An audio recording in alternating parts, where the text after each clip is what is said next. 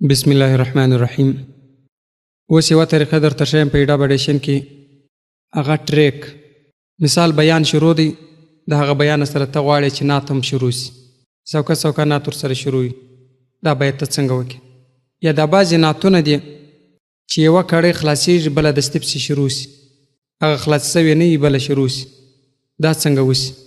دا طریقه اوس درته ښیم، ایډابډیشن خلاصوم. دلته رالم، په دې کې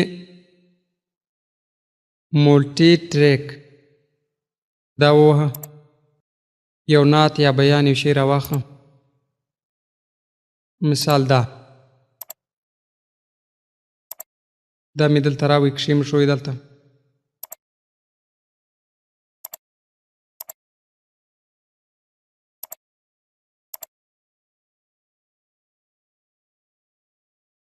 یو بل شی ورسره راخم.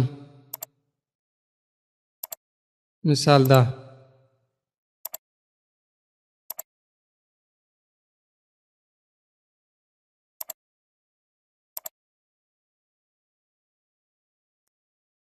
لوړ ته اوس بیان وبوله،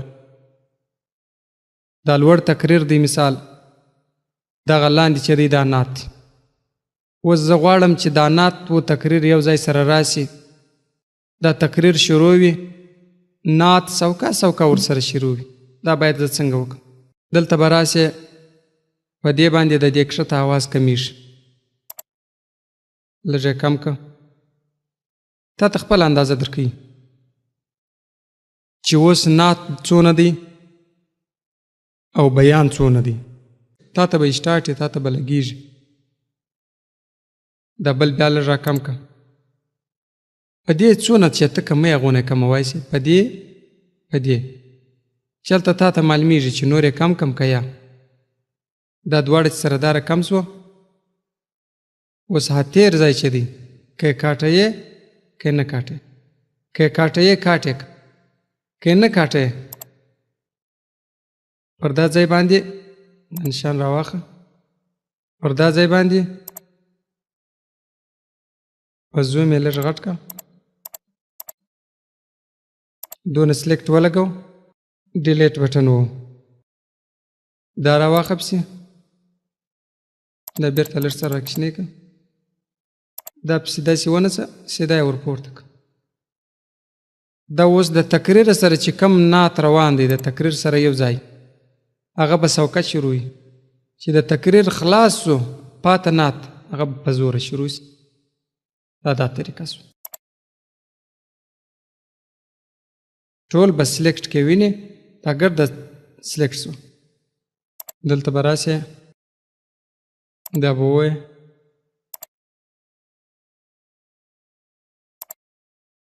دا MP3 ده.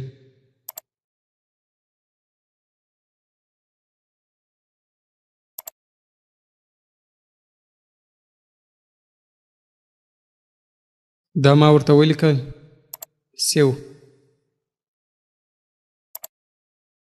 دا سو. دا د ټریک طریقه سو. او یوه طریقه د ټریک داسې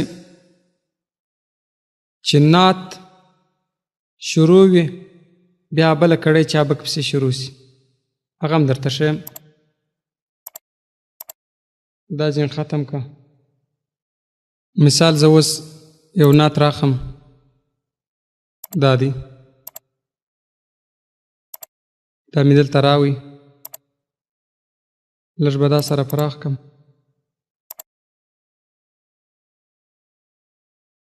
دا به راواخې، دا به لږ نور سره پراخ کې. دلته که ډېر داسې سره پراخ نه سي، سره آزاد نه سي، دا اواز کې کاټېږي، اواز به نه کاټې. دا ډیلیټ، لږ سلیکټ ورته ولګوه، ډیلیټ. بیا راسه، پر بله کړۍ باندې بیا لږ سلیکټ ولګوه، ډیلیټ. پر بله کړۍ باندې لږ سلیکټ ولګوه، ډیلیټ. مثال دغه درې ټوټې صحیح دي.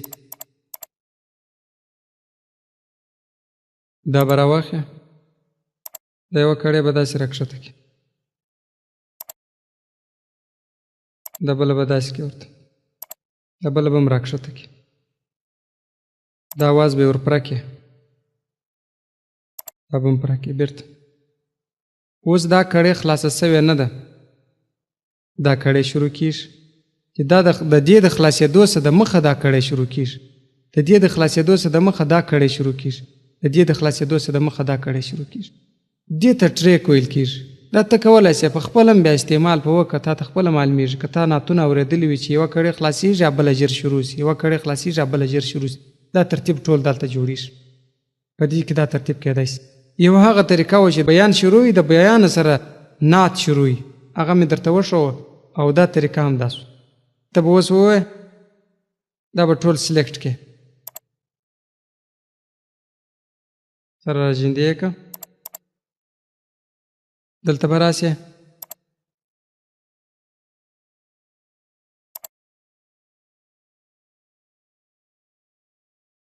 او اوس دلته خپل نوم ورکړه سیو بس دا دی دلته راورسېدی بس دا سبق هم پر دغه ځای باندې نور به بیا په بل سبق کې درته ښیم